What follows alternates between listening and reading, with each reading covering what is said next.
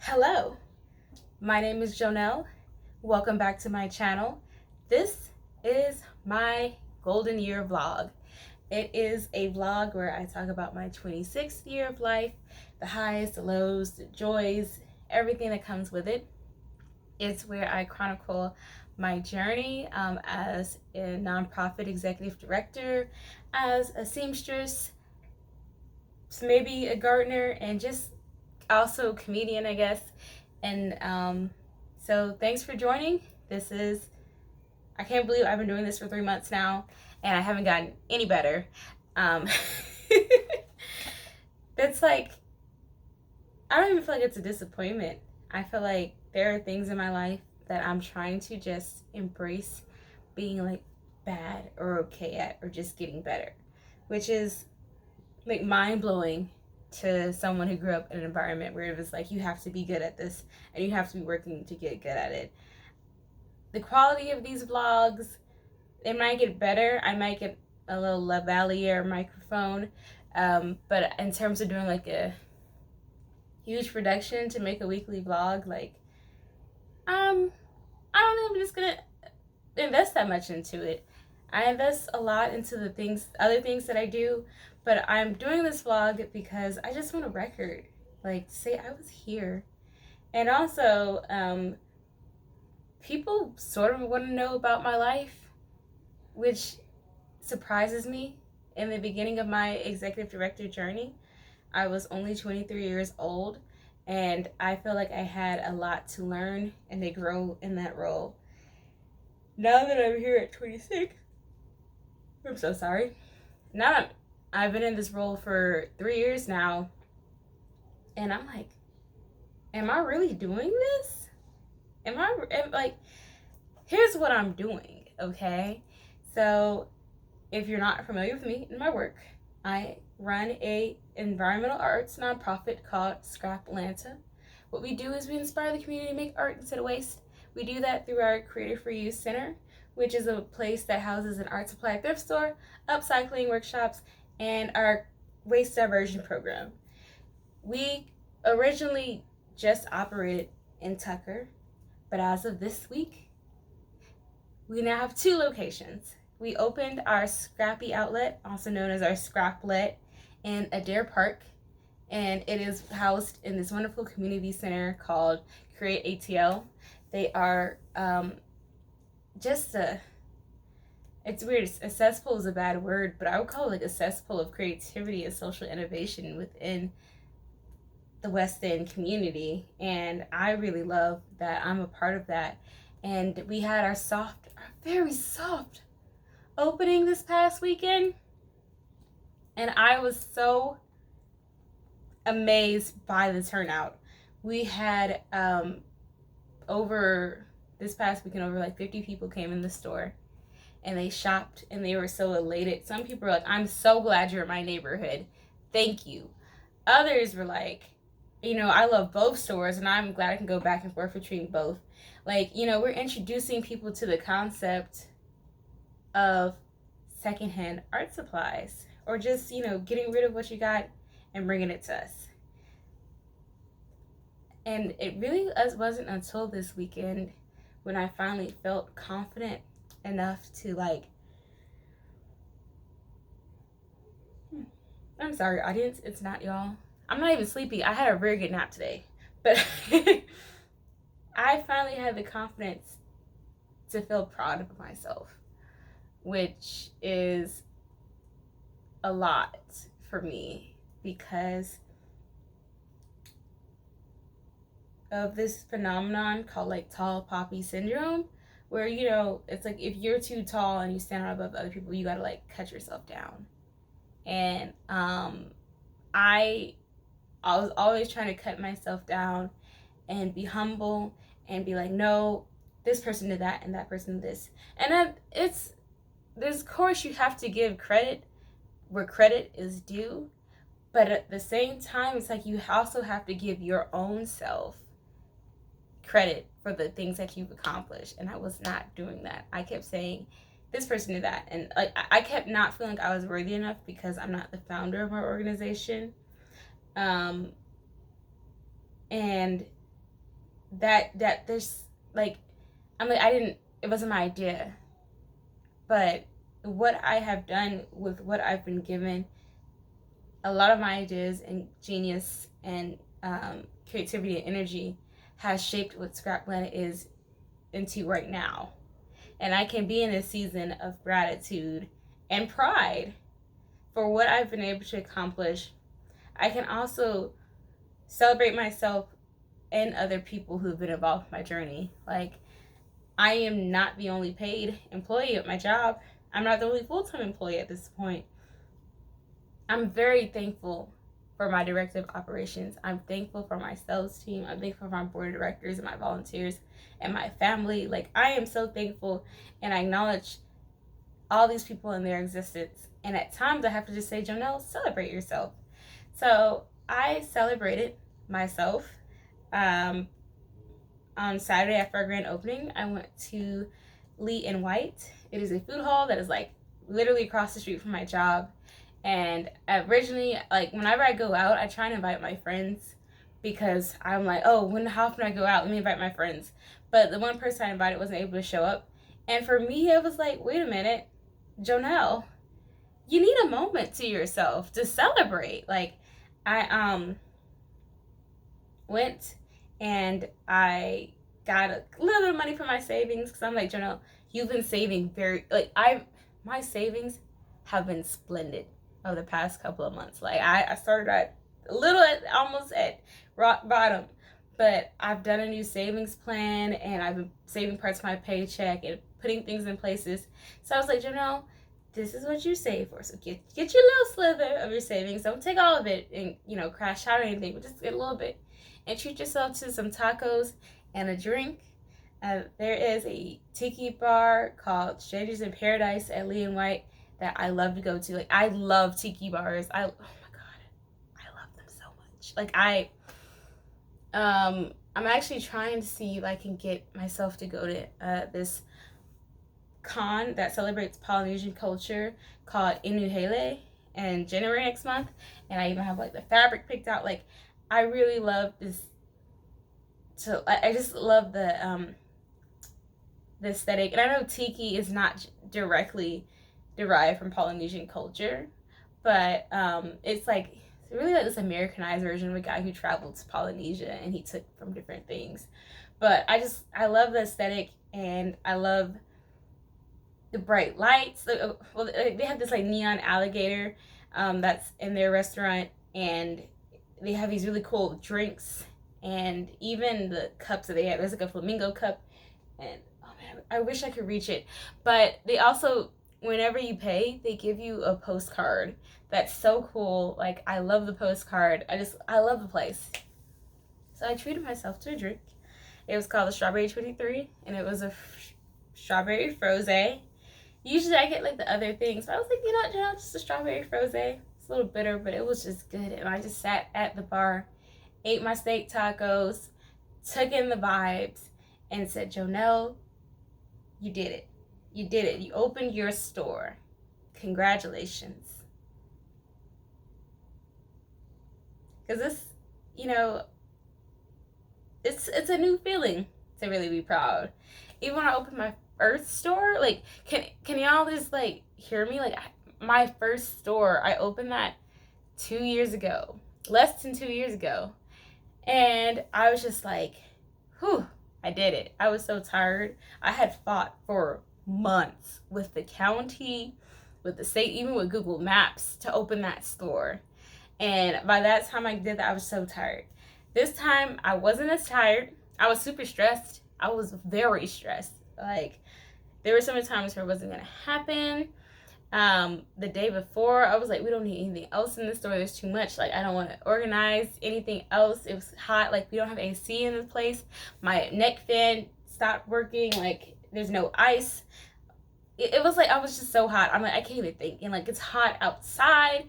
It's hot in the store. Like, I was so stressed. But when we opened and people showed up, and I did sweat a lot, and they sweated with me, but they still continued to shop despite the sweat. Amazing. Absolutely amazing. Huh. I'm still sweating because also the AC at my house is broke. So I've been very hot this past month. I've thought a lot about climate change and the global south and how different populations are affected by the heat. So yeah, it's been a hot summer for me, but a hot girl summer too, because I've been cute and I got to see Megan, and also I'm on a roll.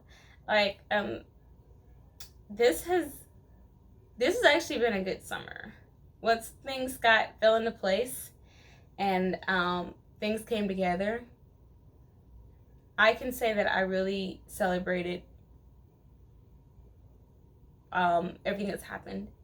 And you know, I say year 26 is my golden year because I turned 26 on March 26th. And it wasn't a very good beginning to my 26th year, but now I'm hitting my stride.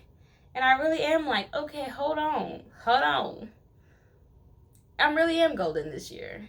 I really can celebrate opening this store, connecting with more people, running a business. Like, I'm running a business. Like, this is not just something I play on my phone or on my GameCube. I'm like, no, this is something I'm actually running in real life. And this is happening. I have employees and I'm paying payroll taxes and sales taxes. And I'm doing these things. And I'm doing them at 26 when I did not know what I thought 26 would be like. I thought I would be a cog in somebody's corporate machine. I thought at this age, I thought I'd be somebody's wife or somebody's mom. And I mean, I'm a dog mom. At this point, I'm probably a common law wife or whatever, but I'm also just doing the thing.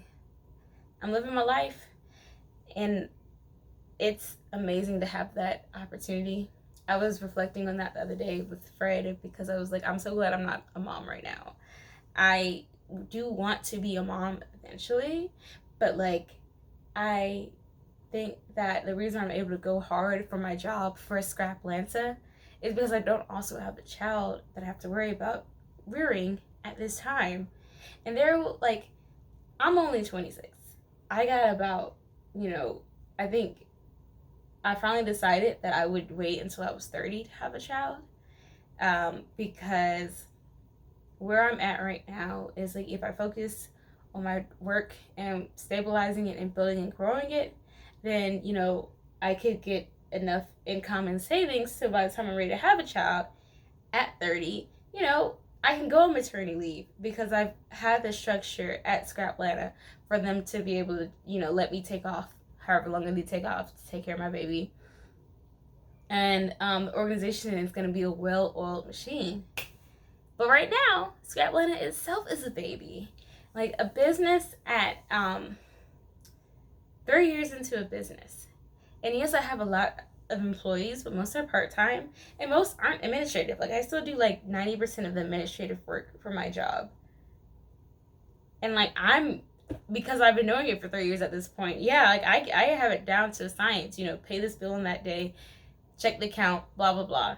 But if I had to give that responsibility to somebody else, they would have fold. Honestly, they would have fold.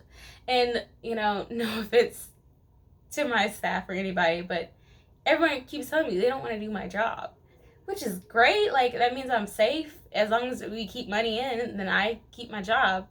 But what about when I want to go on extended vacations? Like, I really don't take more than 4 and 5 days off at a time. Like, people talk about traveling for half a month or going a month to another country or something.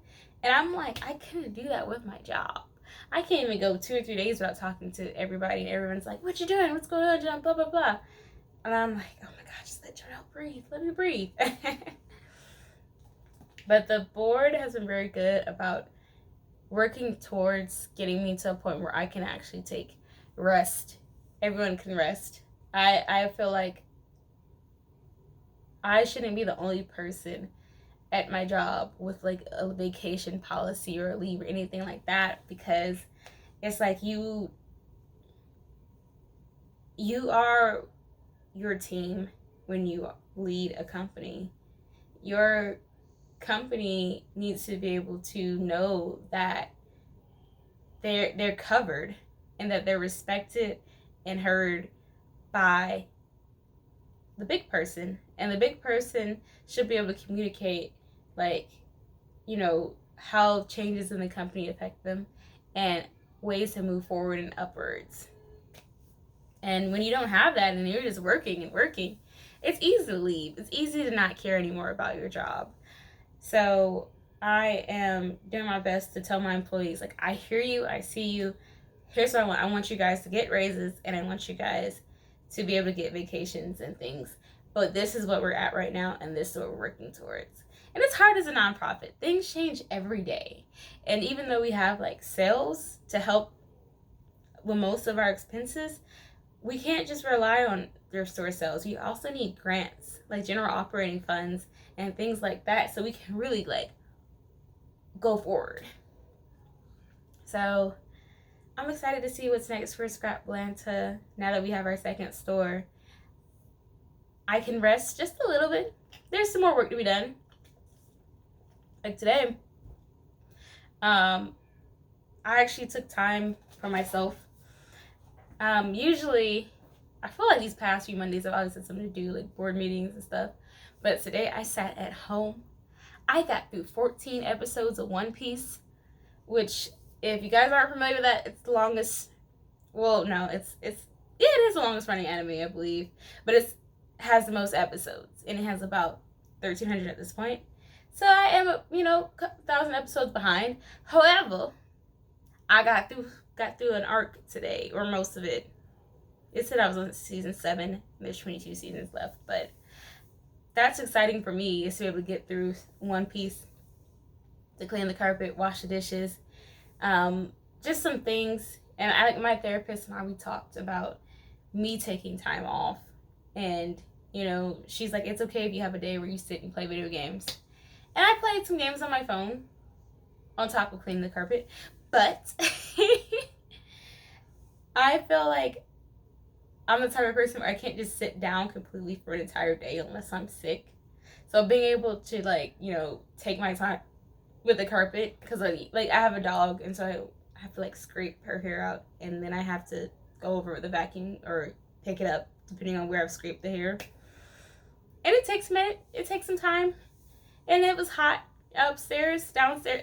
There's 2 AC units in my house, and the downstairs is perfectly fine. So downstairs I was doing okay for the most part.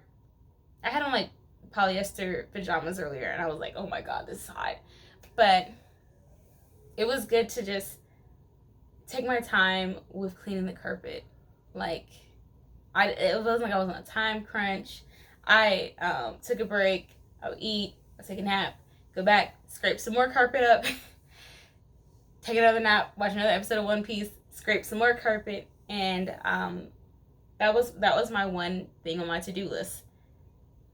That was I was supposed to do. And there's other things on my to-do list, but I'm not stressing myself out on at least one of my off days of the week.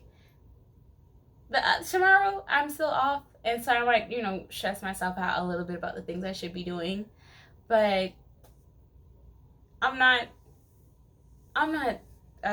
upset with what I did today.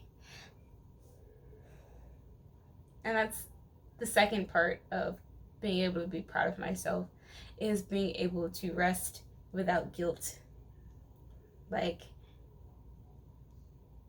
It's weird how much shame we have around rest. I've read some things about with Black people and why we feel like we can't rest. There's that trope that we're lazy, even though we're not. We're very hardworking, and after working so hard, you should be able to rest. But also with my house, I'm responsible for a lot of cleaning and stuff, and there's a certain standard that I have for the house that I'm well, I gotta do this because I can't afford a housekeeper yet. I'm gonna get me a housekeeper one of these days, because this is a lot for me to do on top of being a CEO. God, I hate that term. On top of me, running a business and potentially being a mom one day. No, guys, I'm not pregnant. Just one day being a mom. I feel like I would hire someone to help clean up the house, because it's like there's so much maintenance involved with cleaning a house. Like, you have to make sure the baseboards are clean and dust, and making sure like lights are replaced and batteries and things. Like, there's so much involved with keeping up the house. Why should one person, or even two people who already work 40 to 50 hours a week, be responsible for like making sure this house is pristine? That's when you outsource. Because I should, be able to enjoy my off days more, go to the park, walk the dog, and catch up with friends. But a part of me is like, I don't feel like comfortable doing that when I come home. There's dishes in the sink and there's dust on the floor. So that's something I actually like look forward to my off days, is like the gratification of cleaning. Like, I liked seeing like when I would scrape the carpet, like the dog hair come up, and then being able to like see the difference. Like, today I was like, oh my gosh, this carpet looks better. And going forward, I'm looking at work like sprints. Essentially, there are times I work a little bit harder than others, but when I do work harder, I'm making sure that I pace myself. Sometimes I'm like, okay, Janelle, when you have this one off day a week, rest super hard. But then I'm like, Janelle, you can't just have one off day a week. You have to make sure like you incorporate maybe another time within your work week to get rest, whether that's working from home, or even taking a half day. Like, sometimes I have to tell myself, I'm like, Janelle, I take a half day. Like, you worked as hard as you could the day before, and the day before that, you don't have to work a full like 9-hour day. Like, just do what needs to be done and come back home and relax. And I don't know who else needs to hear this besides me. Maybe it's just me. Maybe you guys listening to this YouTube are listening to me and being like, I got it all figured out. I already know what rest is. And everyone has different definitions of rest. Like, to me, I'm at the point where vacations aren't entirely rest to me. Like, I don't want to spend 10 or 15 days out of my house in another city or another country. I said someone who has done that before, but like, I don't want to do that regularly. Like, once a year, yeah, sure, go on vacation for an extended period of time away from everything, but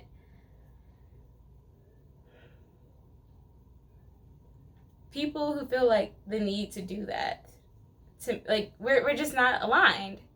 Like, I feel like I like taking my rest time at home, because I love Atlanta, and there's so many different things that I haven't done, so many things I like to do and want to do again.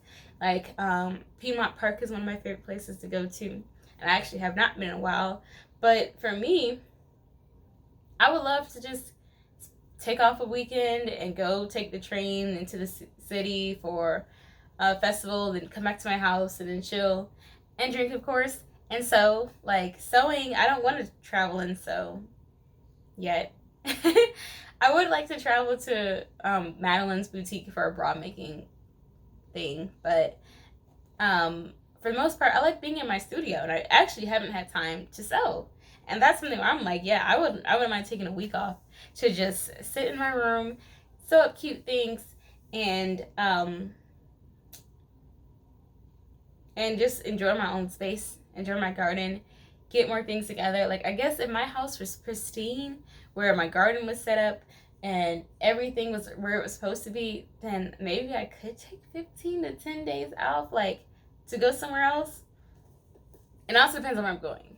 Like, I could easily do that, like, maybe go to another country like Europe or something and take 15 to 20 days.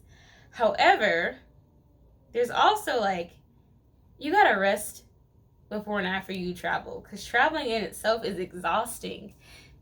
Being on the plane, and then if you're traveling with a robust itinerary and you're already travelogued, like, or you're jet lagged, then it's hard to keep up with that and feel like you're actually relaxing, unless you're going to the spa multiple times throughout the trip, which you're not.